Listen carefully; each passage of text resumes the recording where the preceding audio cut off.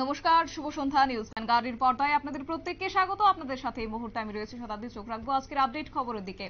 সর্বপ্রথমে নজর রাখবো রাজ্যে আজ সকাল থেকে পালিত হচ্ছে ডক্টর শ্যামাপ্রসাদ মুখার্জির জন্ম জয়ন্তী এবং একই সঙ্গে রাজ্যের রবীন্দ্র শতবার্ষিকী ভবন থেকে শুরু করে বিভিন্ন কার্যালয়ে বিজেপি আজ এই দিনটি পালন করেছে যথাযোগ্য মর্যাদায়। একই সঙ্গে আবারও লক্ষ্য করা গেল ভারত কেশরী ডক্টর শ্যামাপ্রসাদ মুখার্জির 124তম জন্ম জয়ন্তী এবং 14 দিন ব্যাপী উদয় অস্ত জনকল্যাণ পদযাত্রার সমাপ্তি কার্যক্রম অনুষ্ঠানের আয়োজন করা হয়েছে। আজ এই বিশেষ অনুষ্ঠানটির আয়োজন করা হয়েছে ইউনিভার্সিটি কমিউনিটি হলে, যেখানে উপস্থিত ছিলেন রাজ্যের মুখ্যমন্ত্রী মানিক সাহা সহ বিধায়ক রামপ্রসাদ পাল, বিজেপি সভাপতি রাজীব ভট্টাচার্য সহ আরো অনেকেই। বিস্তারিত বিষয় নিয়ে কি বলছেন রাজ্যের মুখ্যমন্ত্রী, শুনুন। অভিনব একটা প্রোগ্রাম আপনারা দেখেছেন।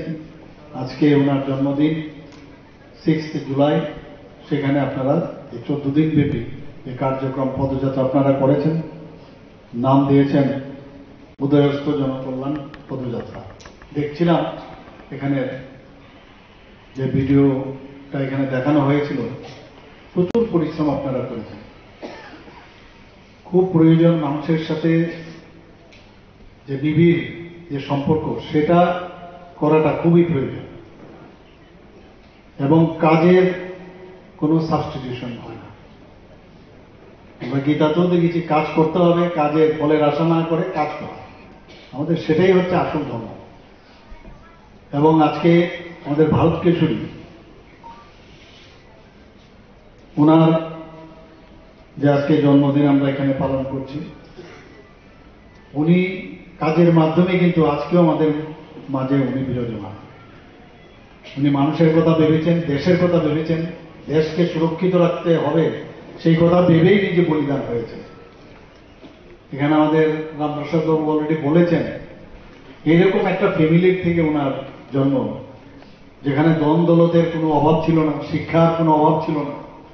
ওনার ইতিহাস যদি আমরা দেখি, সবসময় দেখি উনাকে আমরা কিভাবে যে উনাকে আমরা সম্মান দেব। একজন ব্যারিস্টার হিসেবে উনি খ্যাত, পড়াশোনায় যেখানে উনি পড়াশোনা করেছেন সেখানেই প্রথম স্থান অধিকার করেছেন। রাজনীতিতে যখন প্রবেশ করলেন সেখানেও উনাকে দেখলাম আমরা প্রথম সারিতে উনি ছিলেন। জনসংঘ প্রতিষ্ঠাতা, সবাই আপনারা জানেন 1951 সনে উনার সভাপতিত্বে জনসংঘ প্রতিষ্ঠিত হয়। আজকে আমরা এখানে আমাদের সরকার গঠন করেছি। আমাদের দেশের সরকার এখন চলছে তৃতীয়বারের জন্য মাননীয় প্রধানমন্ত্রীজির নেতৃত্বে। ফাউন্ডেশন কিন্তু এই ধরনের লিজেন্ড ব্যক্তি ডক্টর শ্যামাপ্রসাদ মুখার্জির মতো ব্যক্তিরা করেছেন বলেই সেটা সম্ভব হয়েছে। ওনারা কিন্তু কখনো ভাবেনি যে আমার প্রধানমন্ত্রী হতে হবে, আমার মুখ্যমন্ত্রী হতে হবে, এরকম না। পদের পিছনে করিনি। আপনারা সবাই জানেন যে পশ্চিমবাংলারও উনি অর্থমন্ত্রী ছিলেন, কিন্তু যখন দেখলেন যে এই কাজটা ঠিক হচ্ছে না, উনি কিন্তু ছেড়ে দিলেন। আমাদের সেন্ট্রাল গভর্নমেন্ট ও নেহরুর যে নেতৃত্বাধীন সরকার, সেখানেও উনি ইন্ডাস্ট্রি মিনিস্টার ওনাকে করা হয়েছিল। সেখানেও কিন্তু উনি যখন মতানৈক্য হল, নেহরু এবং লিকায়ত যে চুক্তি হয়েছে তাকে উনি মেনে নিতে পারেন, ছেড়ে দিয়েছে। তো এইরকম একজন নেতৃত্ব যে আজকে দেশকে অলরেডি এমন একটা ফাউন্ডেশন তৈরি করে গেছেন আমাদের জন্য, যে ওনাকে সামনে রেখে আজকে আমরা সবাই কাজ করছি।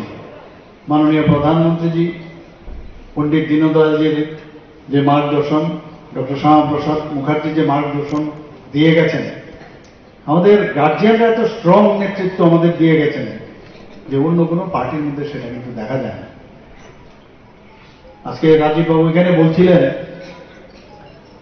যে এলওপি এখন যে হয়েছে পার্লামেন্টে, এমন একটা অবস্থা হয়েছে এইবারের যে ইলেকশনে, যে আমরা ভারতীয় জনতা পার্টি আমরা 240টা আসন আমরা পেয়েছি, আর উনারা কি পেয়েছেন 100 ক্রস করেনি, 99। অথচ আনন্দ ওদের বেশি। চারিদিকে দেখলাম বাজি ফটকা এসব বাজাচ্ছে, ফোটাচ্ছে। মানে যে নাকি কখনই পাশ করে না, পি পেয়ে যদি পাশ করে না, চাইলে ওর মধ্যে আনন্দ হবে। আর ওনাকে এলওপি বানিয়েছেন এখন কংগ্রেসে। কিসব বলছেন, আবল তাবল যা কিছু, যেখানে এই ধরনের নেতৃত্ব।